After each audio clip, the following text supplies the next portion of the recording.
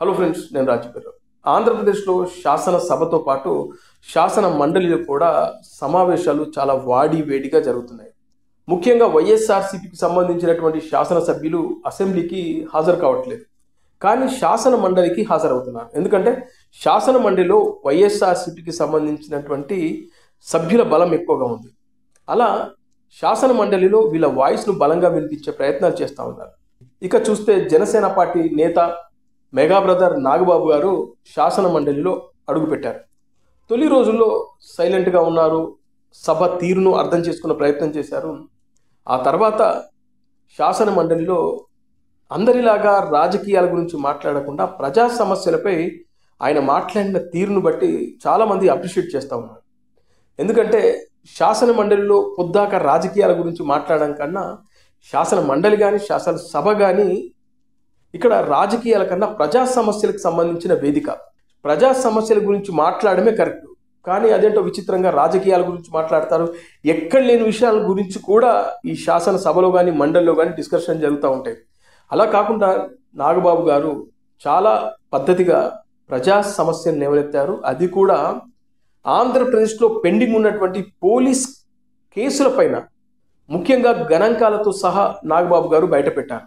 అలా ఈ పెండింగ్ ఉన్నటువంటి కేసులు ఏవైతే ఉన్నాయో వీటన్నింటినీ పరిష్కరించాలని చెప్పేసి ఆయన విజ్ఞప్తి చేయడం ఇక్కడ మెయిన్ హైలైట్గా అని చెప్పుకోవచ్చు. ఎందుకంటే చాలా మంచి పాయింట్ తీసుకొచ్చారు ఆయన. అధ్యక్ష, డిలేడ్ జస్టిస్ ఇవాళ మనకున్న డేటా ప్రకారం భారతదేశంలో 3,30,00,000 కేసులు ఇంకా పెండింగ్లో ఉన్నాయి. ఆంధ్రప్రదేశ్లోనే 1,00,000కు పైగా కేసులు పెండింగ్లో ఉన్నాయి. డిస్ట్రిక్ట్ కోర్ట్స్లో, సబార్డినేట్ కోర్ట్స్లో 75% కేసులు సంవత్సరానికి పైగా, అలాగే 30% కేసులు 3 ఏళ్లకు పైగా సాగుతూనే ఉన్నాయి. దీన్ని కేవలం mere డేటా కింద మనం చూడలేము అధ్యక్ష. ఎందుకంటే ఏ వ్యక్తి తప్పు చేయకపోయినా అన్యాయంగా కేసులు పెట్టబడి తనకి న్యాయం చేయమని కోర్టు మెట్లు ఎక్కినప్పుడు అతనికి సరైన సమయానికి న్యాయం అందించలేకపోతే అతన్ని మనం విక్టిమైజ్ చేస్తున్నాడు. అందుకే దీని మీద మనం దృష్టి పెట్టాల్సిన అవసరం ఉంది.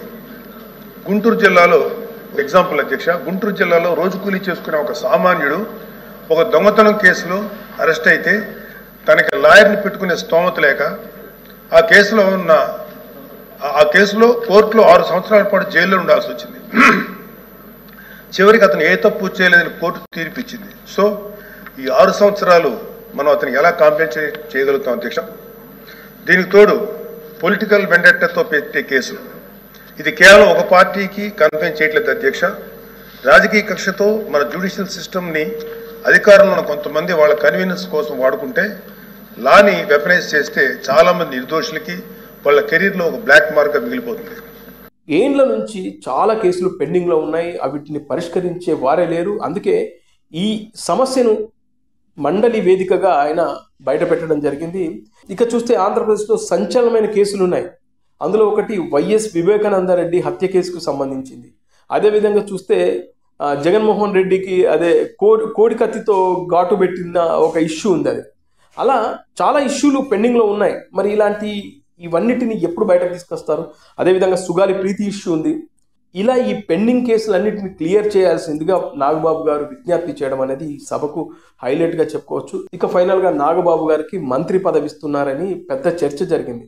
ఆయనని ఎమ్మెల్సీ చేసి మంత్రి పదవి ఇస్తామని చెప్పేసి స్వయాన ఆంధ్రప్రదేశ్ ముఖ్యమంత్రి నారా చంద్రబాబు నాయుడు గారు చెప్పారు. కానీ ఇప్పటి వరకు నాగబాబు గారికి మంత్రి పదవి ఇవ్వలేదు. కారణాలు ఏంటి అనేది తెలియదు. కానీ నాకు అనిపించింది ఏంటంటే పవన్ కళ్యాణ్ గారే హోల్డ్లో పెట్టినట్టున్నారేమో అనుకుంటాను. ఎందుకంటే చంద్రబాబు నాయుడు గారు ఇవ్వడానికి రెడీగా ఉన్నారు, కానీ పవన్ కళ్యాణ్ గారే హోల్డ్లో పెట్టారనేది నేను అనుకుంటాను. ఎందుకు పెట్టారు ఏంటి అంటే సొంత బ్రదర్ కాబట్టి ఇస్తే వేరే రకంగా అర్థం చేసుకుంటారా, లేదా నాగబాబు గారికి ఇవ్వడం వల్ల అందరి కాపులకే మంత్రి పదవి ఇచ్చారని ఒక సంకేతాలు బయటకు వెళ్తాయని ఇవ్వలేదా తెలియదు. కానీ మొత్తానికి పవన్ కళ్యాణ్ గారే హోల్డ్లో పెట్టినట్టుగా నాకైతే ఉన్న ఒక సమాచారం. సరే, ఏదేమైనా కూడా నాగబాబు గారు మాత్రం శాసన మండలిలో ఒక అద్భుతమైన పాయింట్ను ప్రజా సమస్యల గురించి మాట్లాడడం అనేది ఆయనను అభినందించి తీరాలి.